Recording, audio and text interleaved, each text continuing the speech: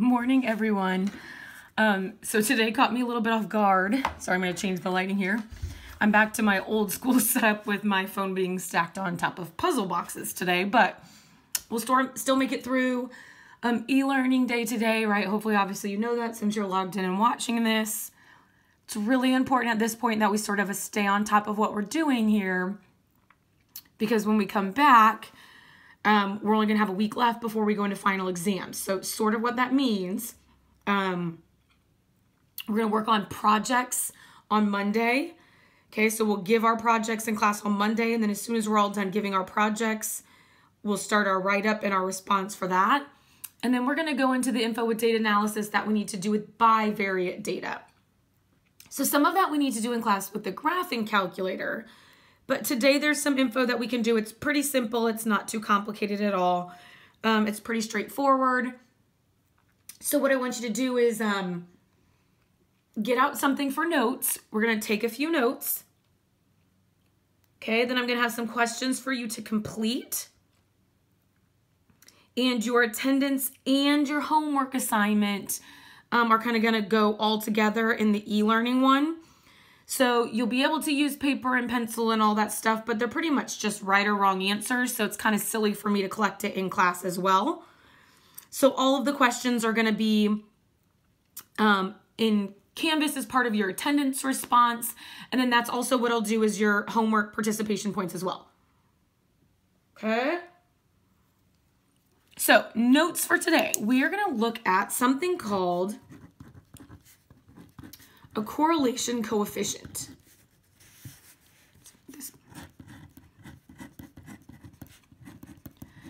Okay, a correlation coefficient is something that we look at with data, and it's something we look at when we're sort of comparing two different things. Okay, so now instead of sort of talking about a frequency table where we're doing gender compared to favorite color or age compared to eye color, right now we're looking at two things that maybe have some type of link, something that they have in common. So maybe we're looking at height compared to weight, okay, or shoe size compared to height, okay, or how much money you make based on how much education you have. Okay, those are things that we say have a correlation, okay, and a correlation, okay, is a relationship between two things.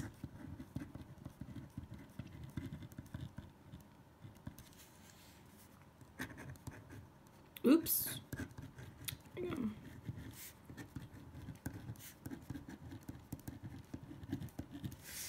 Okay, when two things correlate, they share some type of relationship. Okay, and there's actually a formula that we can use to calculate how closely related those two things are.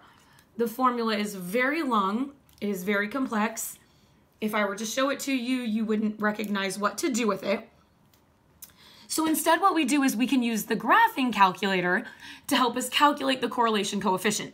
So when we're all back in class, hopefully I will see you on Monday, we'll go through next week and we'll look at how we can actually calculate the correlation coefficient by hand. Okay. But instead for right now, we're just going to say, okay, what does that mean, that correlation coefficient mean, even though we're not actually calculating it today? Here are things that we do know. We do know that the correlation coefficient has to be in between -1 and +1. Okay, the closer we are to +1, we say that there is a strong positive correlation.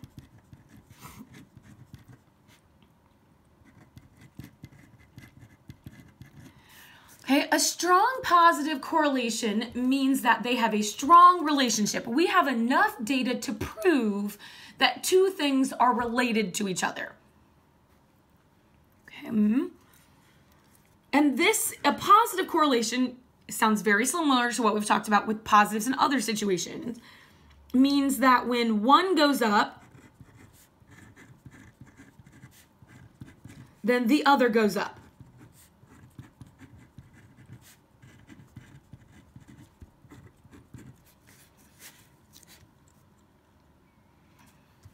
Okay, so if we were to graph this, right? It would be our X value going up and our Y value going up at the same time, which means it would look like something with positive slope. Okay, the closer we are to -1 is going to be a strong negative correlation.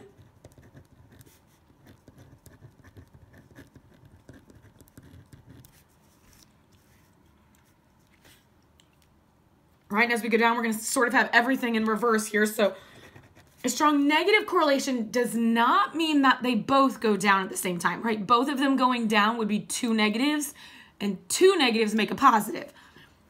So a strong negative correlation is that when one goes up, the other goes down.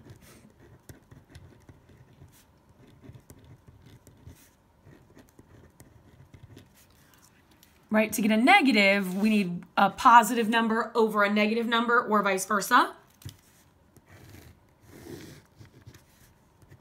And that's what gives us a negative looking slope.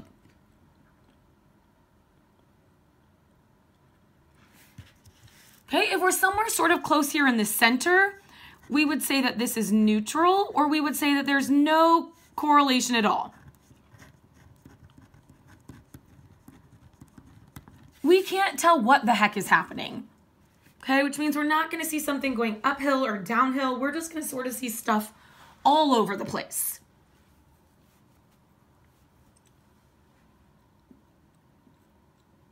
So let's look at a few examples here. If we are looking at something that's plotted on the coordinate plane, okay? So maybe we've been given some data, and some data tells us height versus weight, right? And so we have some values of someone's height being 62 inches and their weight being 175 pounds. And someone else's height being 53 inches and their weight being 150 pounds. Right? We could take all of this data and we could put our height on one axis, on our weight on another axis, and we could plot all of those points. I'm not actually going to plot these all, I'm just going to approximate, but let's say when we plot them, we get data points that look like this.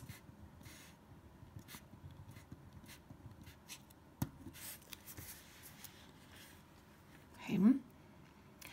We would say that this data has a positive correlation. It would have a positive correlation coefficient.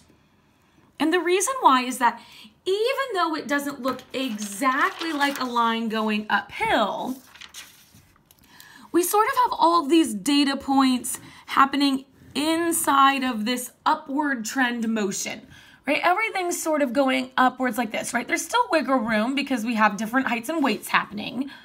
But in general, right, we weigh more the taller we are. And so we would say that this has a positive correlation coefficient. Now, it might not be as positive as something that's maybe talking about, oh, I don't know, the increase in gas prices over time. And maybe when we plot that, it looks like this.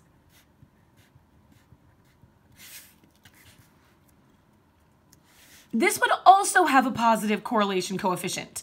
And this would have a stronger positive correlation coefficient than the graph above because these points are more tight fit together and are closer to looking like a straight line. So the closer we are to a straight line, the closer we are to a correlation coefficient of +1. And because it's going uphill, we know that it is positive. But either way, both of these are representing a positive correlation. We could look at info presented to us in a table.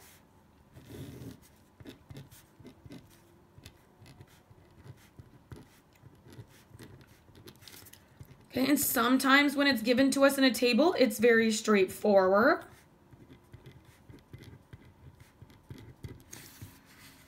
Right? As my X values are increasing, my Y values are also increasing. So because when one is going up, the other is going up, we know that this is also a positive correlation. Sometimes it's not quite as clear, right? Sometimes our numbers don't necessarily increase evenly.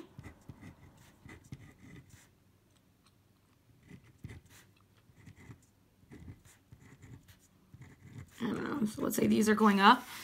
Maybe over here we'll have 10, 9, 20, 24, 22, 37, 36.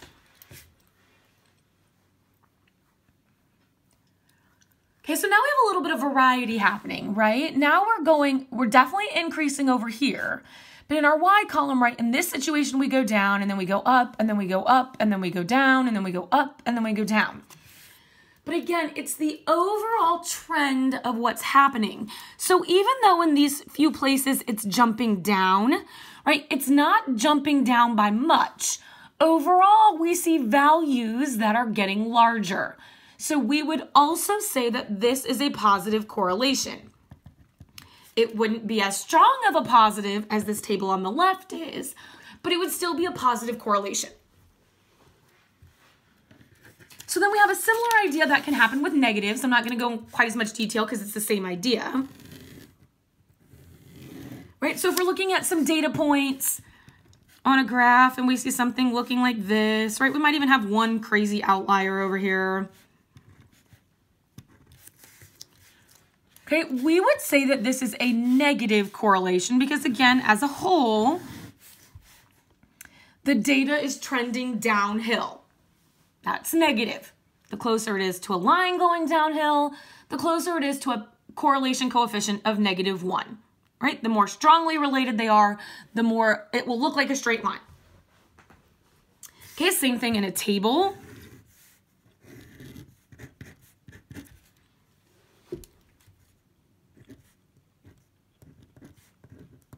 Usually the left side of the table is the one increasing just because that's how we normally make a table. That doesn't always have to be the case. So just check closely, but it's just rarely that we don't see these sort of in order. And maybe we have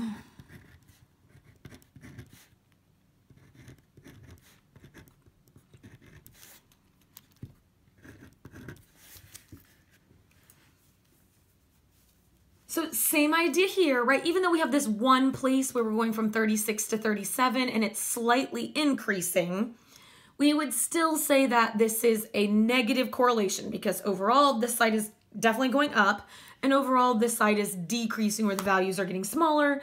And so this would be a negative correlation. Okay, our neutral correlation or our no correlation is going to be when we absolutely see nothing. Right, we're going to have something that's